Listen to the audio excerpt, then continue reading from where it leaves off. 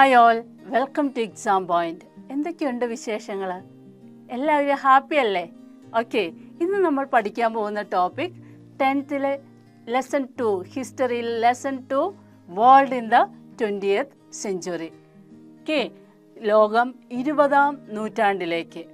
അപ്പോൾ ടീച്ചർ ഇന്നത്തെ ഈ ടോപ്പിക്കെല്ലാം റെഫർ ചെയ്തിരിക്കുന്നത് എക്സാം പോയിന്റിൽ നിന്നാണ്. എക്സാം പോയിന്റിൽ വളരെ സിംപ്ലിഫൈഡ് ഫോമായിട്ട് ഇമ്പോർട്ടൻറ്റ് നോട്ട്സ് എല്ലാം കൊടുത്തിട്ടുണ്ട്. ക്വസ്റ്റ്യൻ പേപ്പേഴ്സ്, റിവൈസ്ഡ് ക്വസ്റ്റ്യൻ പേപ്പേഴ്സിൻ്റെ ആൻസേഴ്സ് എല്ലാം കൊടുത്തിട്ടുണ്ട്. ഇതെല്ലാം നിങ്ങളുടെ സ്റ്റഡീസിന് വളരെയധികം ഹെൽപ്പ് ചെയ്യും നിങ്ങളെ. ഓക്കെ, അപ്പോൾ നിങ്ങൾ മോഹൻലാലിൻ്റെ ഒരു സിനിമ കേട്ടിട്ടുണ്ട് അല്ലേ, 20ാം നൂറ്റാണ്ട്. അത് ഏത് കാലഘട്ടത്തിലായിരുന്നു? 1990കളിലാണ് ആ ഫിലിം ഇറങ്ങിയത്. ഓക്കെ, അപ്പോൾ 20ാം നൂറ്റാണ്ടെന്ന് പറയുന്നത് എന്നായിരിക്കും, ഏത് വർഷമായിരിക്കും ഒന്ന്? ഓക്കെ, അത് 1900 മുതൽ 1999 വരെയാണ് 20ാം നൂറ്റാണ്ട്. ഓക്കെ, അപ്പോൾ നമ്മൾ ഇപ്പോൾ ഏത് നൂറ്റാണ്ടിലാണ് ജീവിക്കുന്നത്? യെസ്, 21st സെഞ്ച്വറി, 21ാം നൂറ്റാണ്ടിലാണ് ജീവിക്കുന്നത്. ഓക്കെ, അപ്പോൾ മനുഷ്യൻ യഥാർത്ഥത്തിൽ യുദ്ധം ചെയ്യേണ്ടത് അവനവൻ്റെ മനസ്സിൻ്റെ തിന്മയോടായിരിക്കണം. അത് ലോക സമാധാനത്തിലേക്കുള്ള കാൽവെപ്പായിരിക്കും. അപ്പോൾ നമ്മളുടെ lesson world in the 20th century, ലോകം 20ാം നൂറ്റാണ്ടിലേക്ക്. റെഡിയല്ലേ എല്ലാവരും? അപ്പോൾ ഇന്ന് നമ്മൾ മെയിനായിട്ട് ഈ ലെസണിൽ പഠിക്കുന്നത് ഫസ്റ്റ് വേൾഡ് വാർ, അതിലേക്ക് നയിച്ച കാരണങ്ങൾ, അതിൻ്റെ റിസൾട്ട് എന്തൊക്കെയാണ്. സെക്കൻഡ് വേൾഡ് വാറിലേക്ക് നയിച്ച കാരണങ്ങൾ, അതിൻ്റെ റിസൾട്ട്, ഇവയൊക്കെയാണ് മെയിനായിട്ട് പഠിക്കാൻ പോകുന്നത്. അപ്പോൾ നോക്കിക്കേ, ഈ ആഫ്രിക്കയിലൊരു മാപ്പാണ് കൊടുത്തിരിക്കുന്നത്. അതിലൊന്ന് ശ്രദ്ധിച്ച് നോക്കിക്കേ, എന്തെങ്കിലും ഒരു പ്രത്യേകത തോന്നുന്നുണ്ടോ? ഓക്കെ, അതിൻ്റെ ബൗണ്ടറീസ് എല്ലാം നമുക്ക് നോക്കി സ്ട്രെയിറ്റ് ലൈനായിട്ട് ആരോ അളന്ന് മുറിച്ച് സ്കെയിൽ വെച്ച് അളന്ന് തിരിച്ചു കൊടുത്തതുപോലെ നമുക്ക് ഫീൽ ചെയ്യുന്നുണ്ട്. സ്ട്രെയിറ്റ് ലൈനായിട്ടാണ് മിക്ക ബൗണ്ടറീസും ഇരിക്കുന്നത്. എന്തുകൊണ്ടാണ് ഇങ്ങനെ സ്ട്രെയിറ്റ് ലൈനായിട്ട് ഇരിക്കുന്നത്? യൂറോപ്യൻകാർ ആഫ്രിക്കയിൽ വന്ന്, എന്തിനു വേണ്ടി ആഫ്രിക്കയിലേക്ക് യൂറോപ്യൻകാർ വന്നത്? ഇഷ്ടം പോലെ പ്രകൃതി വിഭവങ്ങളുണ്ട് അല്ലേ ആഫ്രിക്കയിൽ. ഇതെല്ലാം എക്സ്പ്ലോയിറ്റ് ചെയ്യാൻ, ചൂഷണം ചെയ്യാൻ വേണ്ടിയാണ് യൂറോപ്യൻകാർ ആഫ്രിക്കയിലേക്ക് വന്നത്. ഈ ആഫ്രിക്കയിൽ വന്നിട്ട് അവരെന്ത് ചെയ്തു? ഇന്ന പ്രദേശത്തെ റിസോഴ്സ് എനിക്ക് വേണം, ഇന്ന പ്രദേശത്തെ റിസോഴ്സ് എനിക്ക് വേണം എന്ന് പറഞ്ഞ് അവർ ഒരു ധാരണയുടെ അടിസ്ഥാനത്തിൽ അവർ അത് വീതം വെച്ച് എടുത്തു. അപ്പോൾ ഇവിടെ ഈ ഒരു ക്വസ്റ്റ്യൻ നോക്കിക്കേ, 1 മാർക്കിന് യൂഷ്വലി ചോദിക്കാറുള്ള ഒരു ക്വസ്റ്റ്യനാണ്. Why do African countries share straight border line? അപ്പോൾ നമുക്ക് ക്ലിയർ അല്ലേ answer? Okay, the Europeans easily partitioned African to acquire its natural resources എന്തിൻ്റെ basis? On the basis of some agreement. Okay, ഒരു ധാരണയുടെ അടിസ്ഥാനത്തിൽ ഈ നാച്ചുറൽ റിസോഴ്സ് എല്ലാം അവർ എന്ത് ചെയ്തു? വീതം വെച്ച് എടുത്തു. അതുകൊണ്ടാണ് അവ ഒരു സ്ട്രെയിറ്റ് ലൈനായിട്ട് നമുക്ക് തോന്നുന്നത്. ഓക്കെ, ഇനി നമുക്ക് ഈ 1ാം ലോക മഹായുദ്ധത്തിലേക്ക് നയിച്ച കുറേ കാരണങ്ങളുണ്ട്. അവ എന്തൊക്കെയാണെന്ന് നോക്കാം. ഫസ്റ്റ് പോയിന്റ് ഇൻഡസ്ട്രിയൽ റെവല്യൂഷനാണ്. എന്താ ഇൻഡസ്ട്രിയൽ റെവല്യൂഷൻ? ഫസ്റ്റ് ലെസണിൽ നമ്മളത് ഡീറ്റെയിൽ ആയിട്ട് പഠിച്ചിട്ടുണ്ട് അല്ലേ. വ്യവസായ വിപ്ലവം. ഈ വ്യവസായ വിപ്ലവം സ്റ്റാർട്ട് ചെയ്തത് എവിടെയായിരുന്നു? ഇംഗ്ലണ്ടിലായിരുന്നു. ഗ്രാജുവലി അത് യൂറോപ്പിൻ്റെ പല ഭാഗത്തേക്കും ഈ വ്യാവസായിക വിപ്ലവം സ്പ്രെഡ് ചെയ്തു.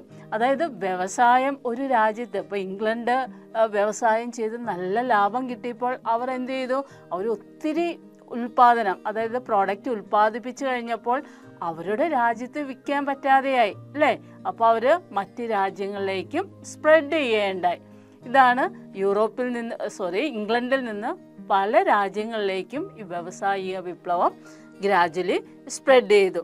വ്യവസായം ക്രമേണ ഇംഗ്ലണ്ടിൽ നിന്ന് യൂറോപ്പിലെ മറ്റു രാജ്യങ്ങളിലേക്ക് വ്യാപിച്ചു. Okay, it gradually spread from England to other countries of Europe. നോക്കി, ഫാക്ടറികളിൽ മൂലധനം നിക്ഷേപം നടത്തി മുതലാളിമാർ ഉൽപാദനം കൂട്ടി. നോക്കിയേ, capitalist invested in factories and production was increased.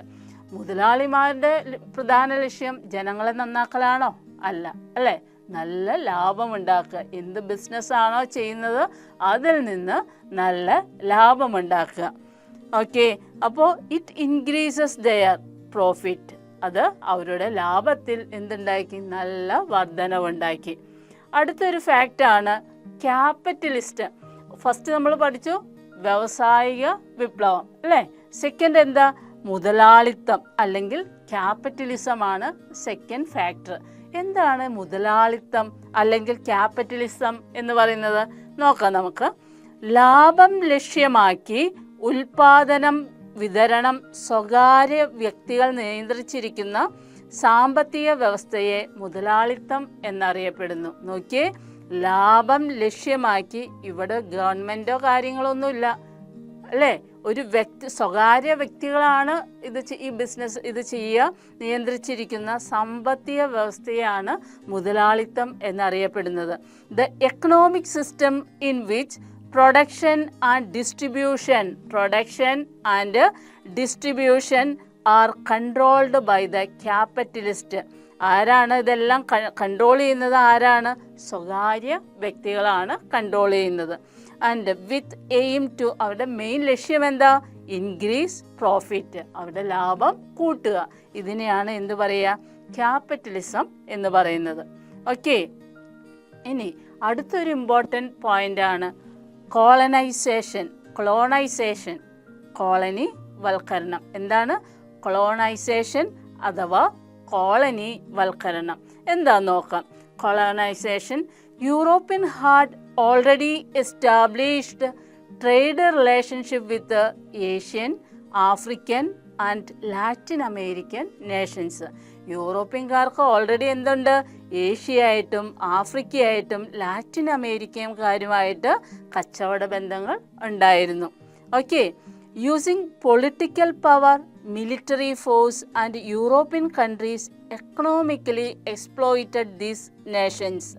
Later they became the colonies of European countries. എന്താ പറഞ്ഞിരിക്കുന്നത്? ഇവിടങ്ങളിൽ യൂറോപ്യൻ രാഷ്ട്രങ്ങൾ രാഷ്ട്രീയ സൈനിക ശേഷി ഉപയോഗിച്ച് എന്ത് നടത്തി? സാമ്പത്തിക ചൂഷണം നടത്തി. ഓക്കെ, അവരുടെ പൊളിറ്റിക്കൽ, മിലിറ്ററി ഫോഴ്സ് എല്ലാം ഉപയോഗിച്ച് അവരെന്ത് നടത്തി? അവിടുത്തെ വിഭവങ്ങൾ എക്സ്പ്ലോയിറ്റ് ചെയ്തു. ഈ രാജ്യങ്ങൾ പിന്നീട് യൂറോപ്യന്മാരുടെ കോളനിയായിട്ട് മാറി. ഈ രാജ്യങ്ങളെല്ലാം യൂറോപ്യന്മാർ അവരുടെ അധീനതയിലാക്കി മാറ്റി. ഈ പ്രോസസ്സിനെയാണ് എന്ത് പറയുക? കൊളോണൈസേഷൻ എന്ന് പറയുക. ഓക്കെ, അല്ലെങ്കിൽ കോളനി വൽക്കരണം എന്ന് പറയുന്നത്.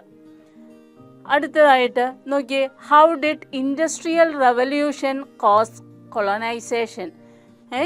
എങ്ങനെയാണ് ഇൻഡസ്ട്രിയൽ റവല്യൂഷൻ അല്ലെങ്കിൽ വ്യാവസായിക വിപ്ലവം കോളനി വൽക്കരണത്തിലേക്ക് നയിച്ചതിൻ്റെ മെയിൻ കാരണങ്ങൾ എന്തൊക്കെയായിരുന്നു നോക്കാം. First, increase in production and profit. ഉൽപാദനത്തിലും ലാഭത്തിലും വർധനവ് ഉണ്ടായി. അതുപോലെ മുതലാളിത്ത വ്യവസ്ഥയുടെ ആവിർഭാവം, അതായത് emergence of capitalism. Then advent of large scale industry. വൻകിട വ്യവസായങ്ങളുടെ ആവിർഭാവം ഇത് വേറൊരു കാരണമായിരുന്നു. Then increased capital investment. എന്താ അത്? മൂലധന നിക്ഷേപത്തിൻ്റെ വർധനവും ഇതിനൊരു കാരണമായിട്ട് വന്നു. അടുത്തതോ, competition among industrial nation in search of market. അതായത് ഉൽപ്പന്നങ്ങൾ വിറ്റഴിക്കാൻ വ്യാവസായിക രാജ്യങ്ങൾ തമ്മിൽ മത്സരമുണ്ടായി. ഇതൊക്കെയാണ് കോളനി വൽക്കരണത്തിലേക്ക് നയിച്ച മെയിൻ കാരണങ്ങൾ. ഇതൊക്കെ എക്സാമിന് എപ്പോഴും ചോദിക്കുന്ന ഒരു ഏരിയയാണ്, നല്ലതുപോലെ പഠിക്കണം. ഓക്കെ, അതുപോലെ തന്നെ ഒരു പോയിൻ്റോടെ ഉണ്ട്. തങ്ങൾക്ക് കച്ചവട ബന്ധമുണ്ടായിരുന്ന ഏഷ്യ, ആഫ്രിക്ക, ലാറ്റിൻ അമേരിക്ക എന്നിവിടങ്ങളിലെ രാജ്യങ്ങളിൽ യൂറോപ്യൻ രാഷ്ട്രീയ അധികാരവും സൈനിക ശേഷിയും ഉപയോഗിച്ച് സാമ്പത്തിക ചൂഷണം നടത്തി. നമ്മൾ ആദ്യം പറഞ്ഞ പോയിന്റ് തന്നെയാണ്. ഇതൊക്കെയാണ് കോളനി വൽക്കരണത്തിന് കാരണമായ മെയിൻ പോയിന്റ്സ്. ഓക്കെ, ഇനി അടുത്ത ഇമ്പോർട്ടൻറ്റ് പോയിന്റ്സ് ആണ് ഇമ്പീരിയലിസം. എന്താ അത്? സാമ്രാജ്യത്വം. ഇമ്പീരിയലിസം. എന്താ സാമ്രാജ്യത്വം എന്ന് പറയുന്നത്? യെസ്, കോളനിയിലേക്കുള്ള മൂലധന കയറ്റുമതിയുടെ ഘട്ടം. ഓക്കെ, മൂലധന കയറ്റുമതിയുടെ ഘട്ടത്തെയാണ് എന്ത് പറയുക, സാമ്രാജ്യത്വം എന്നറിയപ്പെടുന്നത്. അതായത് the distinctive phase of flow of finance capital to colony is known as imperialism. Okay, imposing a nation political, economic and cultural dominance on another nation. അതായത് ഒരു നേഷൻ, നമുക്കറിയാം കോളനി വൽക്കരണം കഴിഞ്ഞ ലെസണിൽ നമ്മൾ പഠിച്ചതാണ് അല്ലേ. യൂറോപ്യൻ നേഷൻസ് അവിടെ ചെന്നിട്ട് എന്താ അവരവിടെ ബിസിനസ് തുടങ്ങുന്നു, ഹ്യൂജ് എമൗണ്ട് ഇൻവെസ്റ്റ് ചെയ്ത് അവരുടെ അസംസ്കൃത വസ്തുക്കൾ എടുത്ത് അവിടെ തന്നെ അവർ ബിസിനസ് ചെയ്ത് അതിൻ്റെ ഒരു പ്രോഫിറ്റ് ഉണ്ടാക്കി അവിടെ തന്നെ ആളുകളിലേക്ക് വിൽക്കുന്നു. ഇതിനെയാണ് നമ്മൾ പഠിച്ചു. അങ്ങനെ അവർ കോളനൈസേഷൻ ചെയ്യുന്നത്. അതുപോലെ തന്നെ എന്തൊക്കെ അവരുടെ സംസ്കാരം, അവരുടെ പൊളിറ്റിക്കൽ ഇൻഫ്ലുവൻസ് എല്ലാം അവിടെ ഉപയോഗിക്കുകയാണ്. കോളനിക്കാർ പാരമ്പര്യമായിട്ട് വരുന്ന കുറേ സംസ്കാരങ്ങളൊക്കെ ഉണ്ട്. ഇതെല്ലാം മാറ്റി നിർത്തിയിട്ട് യൂറോപ്യൻകാർ അവരുടെ കൾച്ചർ, അവരുടെ എഡ്യൂക്കേഷൻ ഇതെല്ലാം അവരിലേക്ക് ഇംപ്ലിമെൻ്റ് ചെയ്യുകയാണ്.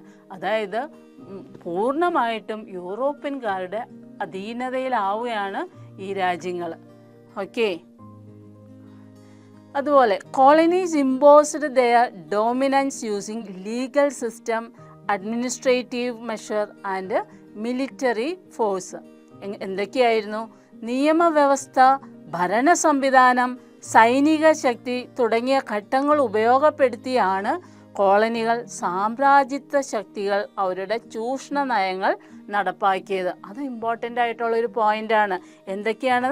അവരുടെ നിയമവ്യവസ്ഥ, ഭരണ സംവിധാനം, സൈനിക ശക്തി, മിലിറ്ററി ഫോഴ്സ്, ഇവയൊക്കെ ഉപയോഗിച്ചിട്ടാണ് എന്തുണ്ടായത്? കോളനികളിൽ സാമ്രാജ്യത്വ ശക്തികൾ അവരുടെ ചൂഷണങ്ങൾ നടപ്പാക്കിയത്.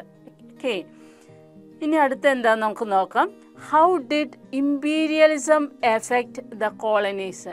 എങ്ങനെയാണ് ഈ ഇമ്പീരിയലിസം കോളനിയിൽ ബാധിച്ചത് എങ്ങനെയൊക്കെയാണെന്ന് നോക്കാം. അതായത് traditional economic system of the colonies was destroyed. കോളനികളുടെ പരമ്പരാഗതമായ സമ്പദ് വ്യവസ്ഥ തകർന്നു. ഓക്കെ, അതുപോലെ തന്നെ administrational and judicial system was replaced. അവരുടെ ഭരണരീതിയും നിയമവ്യവസ്ഥയും മാറ്റിമറിക്കപ്പെട്ടു. അതായത് കോളനികൾക്ക് തനതായിട്ടുള്ളൊരു ഭരണരീതി ഉണ്ടായിരുന്നു, നിയമവ്യവസ്ഥയുണ്ടായിരുന്നു. ഇതെല്ലാം ആര് മാറ്റിയെടുത്തു? ഈ യൂറോപ്യൻ രാജ്യക്കാർ അവരുടേതായ അഡ്മിനിസ്ട്രേഷനും നിയമവ്യവസ്ഥയും എല്ലാം അവിടെ ഇംപ്ലിമെൻ്റ് ചെയ്തു. People in colonies was forced to cultivate each crops in lieu of traditional crops. അതായത് കോളനിക്കാരെ നിർബന്ധിതമായി അവരുടെ ഫുഡ് ക്രോപ്സിന് പകരം നാണ്യവിളകൾ, അതായത് ഫുഡ് ക്രോപ്സ് നമുക്കറിയാം അല്ലേ, ചോളം, നെല്ല് അങ്ങനെ പോലെയുള്ള ഫുഡ് ക്രോപ്സിന് പകരം നാണ്യവിളകൾ ചെയ്യാനായിട്ട് പ്രേരിപ്പിച്ചു. കാരണം എന്താ? കോളനി ജനത നാണ്യവിളകൾ കൾട്ടിവേറ്റ് ചെയ്താൽ അതിൻ്റെ ലാഭവും ആർക്കെടുക്കാമായിരുന്നു? യൂറോപ്യൻ രാജ്യക്കാർക്ക് എടുക്കാമായിരുന്നു. അതുകൊണ്ട് നാണ്യവിളകളെ അവർ ഹൈലി പ്രൊമോട്ട് ചെയ്തു. അതുപോലെ പോവർട്ടി ആൻഡ് അൺഎംപ്ലോയ്മെൻറ്റ് ഇൻക്രീസ്ഡ്. ദാരിദ്ര്യവും തൊഴിലില്ലായ്മയും വർദ്ധിച്ചു. പിന്നെ എന്തൊക്കെയാണ് സംഭവിച്ചു? നാച്ചുറൽ റിസോഴ്സസ് വർ വൈഡ്ലി എക്സ്പ്ലോയിറ്റഡ്. പ്രകൃതി വിഭവങ്ങൾ വ്യാപകമായി കൊള്ളയടിക്കപ്പെട്ടു. അത്രയും ക്ലിയർ അല്ലേ? ഓക്കെ, ഇനി അടുത്ത ടോപ്പിക്ക് നമുക്ക് നോക്കാം. അപ്പോൾ യൂറോപ്യൻ രാജ്യങ്ങൾ ഈ കോളനികൾക്ക് വേണ്ടി നടത്തിയ എന്തൊക്കെയാ മത്സരങ്ങൾ അവർക്കിടയിൽ ശത്രുത വളർത്തി. ഓക്കെ, ഈ സംഘർഷങ്ങളൊക്കെ അവർക്കിടയിൽ ഒരു ശത്രുത വളർത്തുകയും ശത്രുക്കൾ ആരാ മിത്രങ്ങൾ ആരാ എന്ന അറിയാത്തൊരു അവസ്ഥയിലേക്ക് ഈ പ്രശ്നങ്ങളെല്ലാം നയിച്ചു. ഇതിൻ്റെ ബേസിസിൽ അവിടെ എന്തുണ്ടായി? ഒരു സൈനിക സഖ്യം രൂപീകരിച്ചു. Okay, and this competition lead to conflicts among them caused mutual distrust and enmity. This further lead to military alliance. ഒരു സൈനിക സഖ്യത്തിലേക്ക് അത് ഫോം ചെയ്തു. ഒരു സൈനിക ശക്തി ഇതിൻ്റെ ബേസിൽ ഫോം ചെയ്തു. അത് ഏതൊക്കെയാണെന്ന് നമുക്ക് നോക്കാം.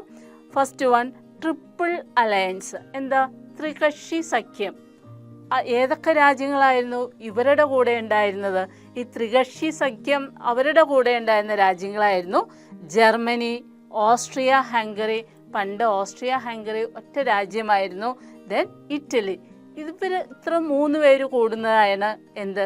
ത്രികക്ഷി സഖ്യം. അതുകൊണ്ടാണ് ട്രിപ്പിൾ അലയൻസ് എന്ന് പേര് വന്നത്.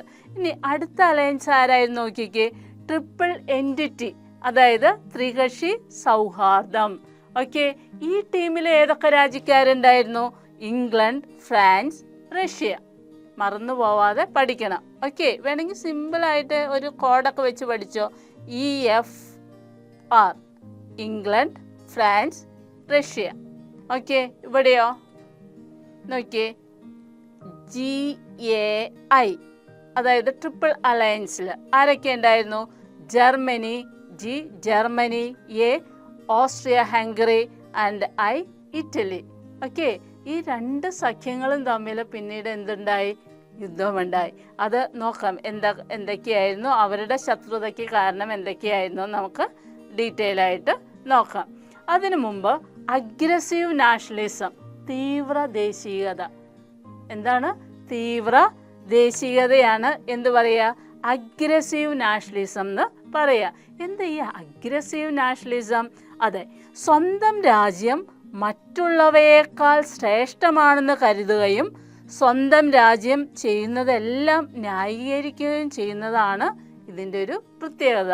അതായത് അഗ്രസീവ് നാഷണലിസത്തിൻ്റെ പ്രത്യേകത. ഒരു ഉദാഹരണം പറയുകയാണെങ്കിൽ, ഇപ്പോൾ ഇന്ത്യ പോയി ബംഗ്ലാദേശിലോ ചൈനയിലൊക്കെ യുദ്ധം ചെയ്യുകയാണെങ്കിൽ നമ്മൾ ഇന്ത്യക്കാർ പറയും അത് കുഴപ്പമില്ല, അത് അവർക്ക് ആവശ്യമാണ്, അത് എന്തെങ്കിലും കാരണമില്ലാണ്ട് ഇന്ത്യ യുദ്ധം ചെയ്യില്ല, അങ്ങനെയൊക്കെ പറഞ്ഞ് ഭയങ്കര നമ്മൾ എന്താ പറയുക, ആ ദേശീയതയിൽ ഒരു പാട്രിയോട്ടിക് ഫീലിംഗ് നമുക്കുണ്ടാവും അല്ലേ?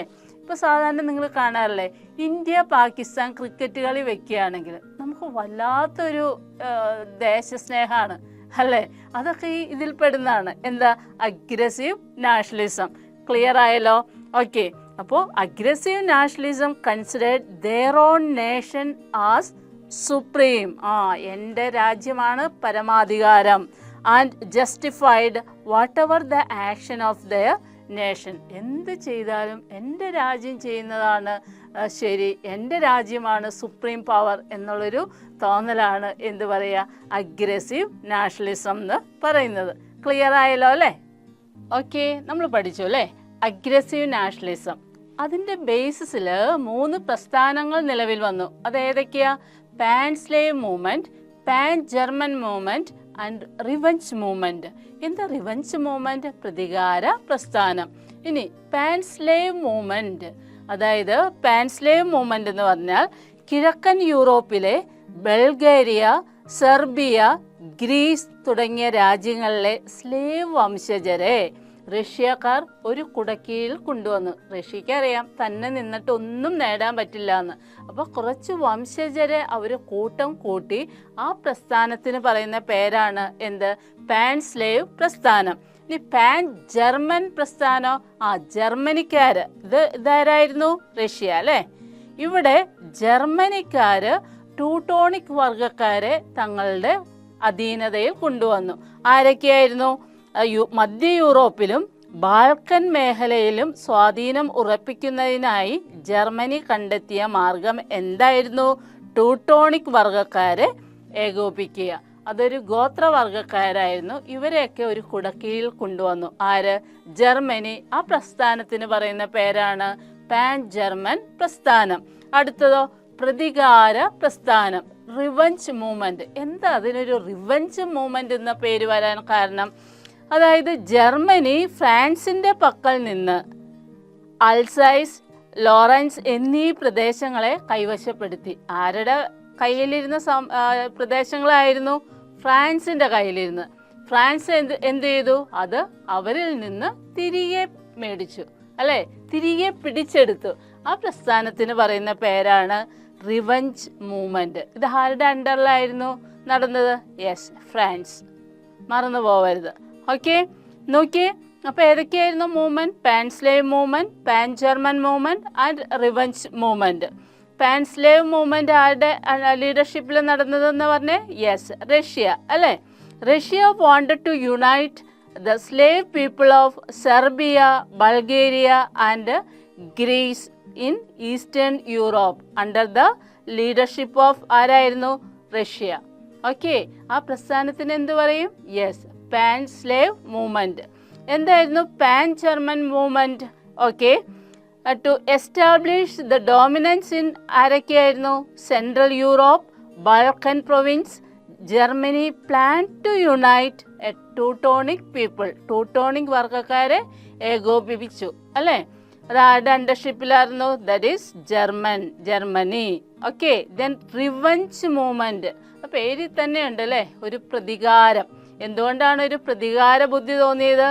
ഇൻ 1871 ജർമ്മനി ഓക്യുപ്പൈഡ് ആരൊക്കെയായിരുന്നു? Alsace, Lorraine, the territories that were under the control of France. ആരുടെ കൺട്രോളിൽ ഇരുന്ന പ്രദേശങ്ങൾ, ടെറിട്ടറീസ് ആയിരുന്നു? ഫ്രാൻസിൻ്റെ കൈവശം ഇരുന്നത് ആര് വാങ്ങി? ജർമ്മനി. അപ്പോൾ ഫ്രാൻസ് എന്ത് ചെയ്തു?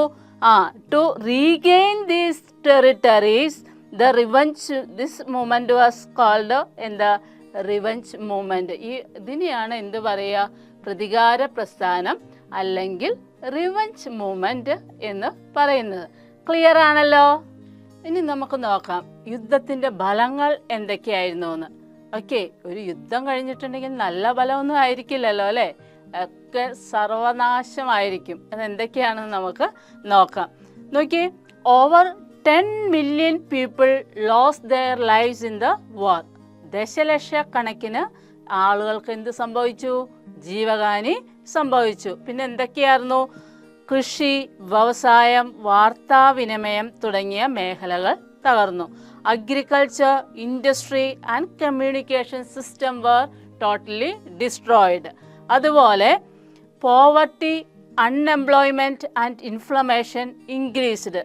ദാരിദ്ര്യം, തൊഴിലില്ലായ്മ, നാണയപ്പെരുപ്പം എന്നിവ വർദ്ധിച്ചു. പിന്നെയോ economic dominance of Europe diminished. യൂറോപ്പിൻ്റെ സാമ്പത്തിക മേധാവിത്വം ദുർബലമായി. Okay, and liberation movement in Asia and Africa strengthened. അതായത് യുദ്ധത്തിൻ്റെ ബലം കാരണം എന്തൊക്കെ സംഭവിച്ചു? ഏഷ്യയിലെയും ആഫ്രിക്കയിലെയും സ്വാതന്ത്ര്യ സമരങ്ങൾ ശക്തിപ്പെട്ടു. പിന്നെയോ in bring about piece in the world league of nation was formed. നോക്കിയേ, ലോക സമാധാനം സംരക്ഷിക്കുന്നതിനായി സർവരാഷ്ട്ര സഖ്യം എന്ന സംഘടന രൂപം കൊണ്ടു. ഓക്കെ, ക്ലിയർ അല്ലേ? അപ്പോൾ നെക്സ്റ്റ് എന്താ പറയുന്നത്? പീസ് എഫേർട്ടാണ് അല്ലേ, സമാധാന ശ്രമം. ഇതിൽ മെയിനായിട്ട് പറയുന്നത് വേഴ്സാലിസ് ട്രീറ്റിയാണ്. എന്താ വേഴ്സാലിസ് ട്രീറ്റി? യെസ്, വേഴ്സാലി ട്രീറ്റി എന്ന സൈൻ ചെയ്തത് ജർമ്മനിയുമായിട്ട് ഇൻ ദ ഇയർ 1919. ഈ സന്ധിയിൽ എന്തൊക്കെയാണ് പറഞ്ഞത്? According to this treaty German colonies were divided among the victorious power. ജയിച്ച യൂറോപ്യൻകാർ എന്ത് ചെയ്തു? ജർമ്മനിയുടെ കോളനികളെല്ലാം വീതം വെച്ചെടുത്തു. And Germany was forced to pay a huge amount as war indemnity. അതായത് യുദ്ധത്തിൻ്റെ നാശനഷ്ടത്തിന് പകരമായി ജർമ്മനി ഓൾറെഡി തോറ്റു. ഈ തോറ്റ ജർമ്മനി വൻ തുക ആർക്ക് നൽകേണ്ടതായിട്ട് വന്നു? ഈ ജയിച്ച യൂറോപ്യൻ രാജ്യങ്ങൾക്ക് നൽകേണ്ടതായിട്ട് വന്നു. The allies occupied the rich mines of Germany. അതായത് ജർമ്മനിയിലെ സമ്പന്നമായ ഖനിപ്രദേശങ്ങൾ വിജയികൾ കൈയടക്കി യുദ്ധക്കുറ്റം ജർമ്മനിയുടെ മേൽ കെട്ടുവെക്കുകയും ചെയ്തു. ഇതായിരുന്നു സമാധാന ശ്രമം. ഇതിൽ നിന്ന് ജർമ്മനിക്ക് വലിയ സമാധാനം കിട്ടിയോ? പേരിൽ മാത്രം നമുക്ക് പറയാം അല്ലേ, സമാധാന ശ്രമം എന്ന്. ഓക്കെ അല്ലേ? ഇനി എന്താ സംഭവിച്ചതെന്ന് നോക്കിയേ. ബാൽക്കൻ പ്രദേശത്ത് ആധിപത്യം ഉറപ്പിക്കാൻ റഷ്യൻ സഹായത്തോടുകൂടി സെർബിയയും ജർമ്മനിയുടെ പിന്തുണയോടെ ഓസ്ട്രിയയും ശ്രമിച്ചു. അതായത് Austria laid claim over the Balkan region with the support of ആരുടെ സപ്പോർട്ടോടുകൂടി? Germany.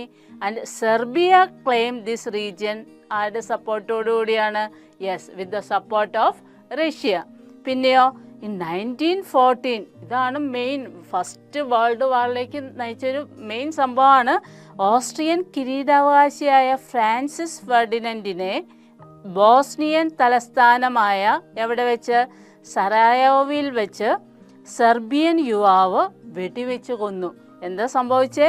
Serbian youth Gavrilo Princip assassinated Francis Ferdinand the heir to the throne of Austria at the Bosnian capital in July 1914. ഇത് എന്തിലേക്ക് വഴിതെളിച്ചു? സെർബിയയാണ് ഇതിന് ഉത്തരവാദി എന്ന് പ്രഖ്യാപിച്ച Austrian സെർബിയയ്ക്ക് മേൽ 1914 July 28 യുദ്ധം പ്രഖ്യാപിച്ചു. അപ്പോൾ സാധാരണ മനുഷ്യനെയാണോ കൊന്നത്? അല്ല അല്ലേ, അടുത്ത കിരീടാവകാശിയാണ് കൊന്നത്. അതുകൊണ്ട് അത് എന്തിലേക്ക് വഴി നയിച്ചു? ഒരു യുദ്ധത്തിലേക്ക് വഴി നയിച്ചു. എന്തായിരുന്നു കാരണം? Almost all the nation of the world directly or indirectly were involved in it. Therefore, this war is known as First World War. ലോകത്തെ ചെറുതും വലുതുമായ രാഷ്ട്രങ്ങൾ നേരിട്ടോ അല്ലാതെയോ ഇതിൽ പങ്കാളികളായി. അതിനാൽ ഈ യുദ്ധത്തെ എന്ത് പേരിൽ അറിയപ്പെട്ടു? ദാറ്റ് ഈസ് ഫസ്റ്റ് വേൾഡ് വാർ, ഒന്നാം ലോകമഹായുദ്ധം. ഓക്കെ അല്ലേ? എപ്പോഴും എക്സാമിന് ചോദിക്കുന്ന ഒരു ക്വസ്റ്റ്യൻ ആണ്, American was not affected by hazards of first world war substantiate the statement. അതായത് ഒന്നാം ലോകയുദ്ധത്തിൻ്റെ കെടുതി അനുഭവിക്കാത്ത രാജ്യമായിരുന്നു അമേരിക്ക. അതിനെക്കുറിച്ച് ഡിസ്കസ് ചെയ്യുക. എന്തായിരുന്നു? അമേരിക്ക യുദ്ധത്തിൽ തകർന്ന യൂറോപ്യൻ രാജ്യങ്ങളിൽ അമേരിക്കയിൽ നിന്ന് വൻതോതിൽ വായ്പ സംഘടിപ്പിച്ചു. അതോടെ ആഗോള വിനിമയത്തിൻ്റെ അടിസ്ഥാനം ബ്രിട്ടീഷ് പൗണ്ടിന് പകരം അമേരിക്കൻ ഡോളറായിട്ട് മാറി. അതുകൊണ്ട് ഒന്നാം ലോകയുദ്ധത്തിൽ അധികം സാമ്പത്തിക മാന്ദ്യം ആർക്ക് അനുഭവപ്പെട്ടില്ല? അമേരിക്കയ്ക്ക്. The European nations managed to get loan from USA. American dollar overtook the British pound as the basis of foreign exchange holding. അതായത് വൻതോതിൽ ആഗോള വിനിമയത്തിൻ്റെ അടിസ്ഥാനം ബ്രിട്ടീഷ് പൗണ്ടിന് പകരം എന്തായിട്ട് മാറി? അമേരിക്കൻ ഡോളറായിട്ട് മാറുകയും ചെയ്തു. The economic growth of USA did not last long. പക്ഷേ ഈ അമേരിക്കയിലെ സാമ്പത്തിക മുന്നേറ്റം അധിക നാളൊന്നും നീണ്ടു നിന്നില്ല. എന്തുകൊണ്ടാണ്? The world was thrown into the economic crisis in 1929. 1929 ലോകത്താകെ ബാധിച്ച സാമ്പത്തിക മാന്ദ്യം ആവിർഭവിച്ചത് എവിടെയായിരുന്നു? അമേരിക്കയിലായിരുന്നു. അത് എന്തുകൊണ്ടാണ്? മറ്റു യൂറോപ്യൻ രാജ്യക്കാരെല്ലാം ലോൺ എടുത്തത് എവിടെ നിന്നാണ്? അമേരിക്കയിൽ നിന്നായിരുന്നു. പക്ഷെ അവരത് ടൈമിൽ അമേരിക്കയ്ക്ക് തിരികെ കൊടുത്തില്ല. ഇതായിരുന്നു സാമ്പത്തിക ഡിപ്രഷനിലേക്ക് അല്ലെങ്കിൽ സാമ്പത്തിക മാന്ദ്യത്തിലേക്ക് പോയത്. ഓക്കെ അല്ലേ? ഇനി അടുത്തതായിട്ട് നമുക്ക് what are the impact of economic depression in America? സാമ്പത്തിക മാന്ദ്യത്തിലേക്ക് പോകാനുള്ള മെയിൻ കാരണങ്ങൾ എന്തൊക്കെയാണെന്ന് നമുക്ക് നോക്കാം. ഓക്കെ, അതായത് യുദ്ധം പാപ്പരാക്കിയ ജനങ്ങൾക്ക് സാധനങ്ങൾ വാങ്ങാൻ കഴിവില്ലാതെയായി. പിന്നെയോ ഉൽപ്പന്നങ്ങൾ വിറ്റഴിക്കാതെ ഫാക്ടറികളിൽ കെട്ടിക്കിടന്നു അല്ലേ? അത് കഴിഞ്ഞ് അമേരിക്കയിൽ നിന്നെടുത്ത വായ്പകൾ തിരിച്ചടയ്ക്കുന്നതിൽ യൂറോപ്യൻ രാജ്യങ്ങൾ വീഴ്ച വരുത്തി. ഇതാണ് മെയിൻ ഡിപ്രഷന് കാരണം, എക്കണോമിക് ഡിപ്രഷന് കാരണം. യൂറോപ്പ് യുദ്ധ ആവശ്യത്തിനൊക്കെ ആയിട്ട് എല്ലാ യൂറോപ്യൻ രാജ്യക്കാരും ധാരാളം പണം ലോൺ എടുത്തിരുന്നു അമേരിക്കയുടെ കയ്യിൽ നിന്ന്. അത് അവർ സമയത്ത് തിരിച്ചടച്ചില്ല. ബാങ്കുകൾ തകർന്നു. പണമുണ്ടെങ്കിലല്ലേ ബാങ്കിൻ്റെ ആവശ്യമുള്ളൂ. അതുപോലെ പണപ്പെരുപ്പം വർദ്ധിച്ചു. തൊഴിലില്ലായ്മയും ദാരിദ്ര്യവും രൂക്ഷമായി. ഇതൊക്കെയായിരുന്നു മെയിൻ ഇമ്പാക്റ്റ് ഓഫ് എക്കണോമിക് ഡിപ്രഷനിൽ വന്നത്. ഏതൊക്കെയായിരുന്നു? People became pauper due to war and goods were kept unsold in ഫാക്ടറീസിൽ അതായത് സാധനങ്ങൾ കെട്ടിക്കിടന്നു. European nation failed to their ഡെപ്റ്റ് ടു ദ USA. അതായത് കടങ്ങളൊന്നും സമയത്ത് യൂറോപ്യൻ നേഷൻ അമേരിക്കയ്ക്ക് കിട്ടിയില്ല. ബാങ്ക്സ് കൊളാപ്സ്ഡ്, അതായത് ബാങ്കുകൾ തകർന്നു. പിന്നെയോ ദെൻ ഇൻഫ്ലമേഷൻ ബിക്കെയിം അൺകൺട്രോളബിൾ, പണപ്പെരുപ്പം വർദ്ധിച്ചു. And acute unemployment and poverty, അതായത് ദാരിദ്ര്യവും തൊഴിലില്ലായ്മയും അതിരൂക്ഷമാകുകയും ചെയ്തു. ഓക്കെ ആണല്ലോ ഇതുവരെ?